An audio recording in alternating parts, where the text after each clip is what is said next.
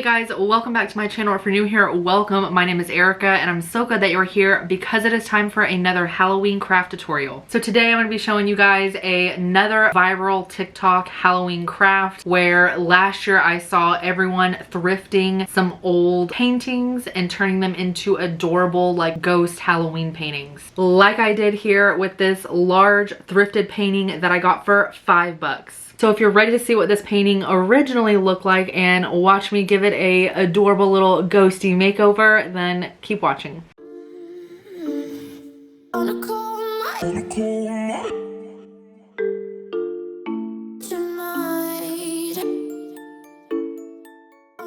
Alright y'all, so for this craft you're only going to need a few things: some acrylic paint, some paint brushes, and your thrifted paintings. Okay, so first we need to flip our painting around and take out the canvas.